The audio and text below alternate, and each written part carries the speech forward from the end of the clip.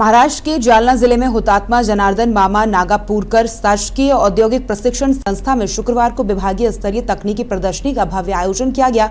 बता दें कि इस कार्यक्रम का उद्घाटन उद्योगपति सुनील राय ठट्टा के हाथों संपन्न हुआ। इस अवसर पर विभाग के सह संचालक प्रदीप दुर्गे, उद्योजक नितिन काबरा, आईएमसी सदस्य डॉक्टर विठल पवार सहित कई गणमान्य अतिथि उपस्थित रहे। वहीं उद्घाटन के दौरान सुनील राय ठट्टा ने विद्यार्थियों से अपील करते हुए कहा कि वे केवल नौकरी तलाशने वाले ना बने बल्कि नौकरी देने वाले उद्यमी बने।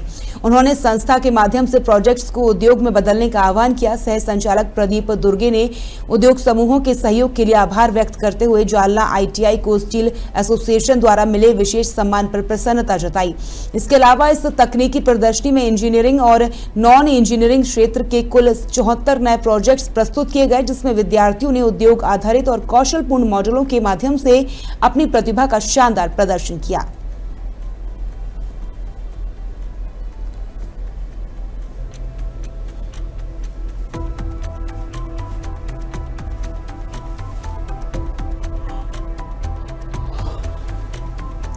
नमस्कार, मी प्रदीप दुर्गे, सहसंचालक व्यवसाय शिक्षण व प्रशिक्षण विभाग, मराठवाडा विभाग।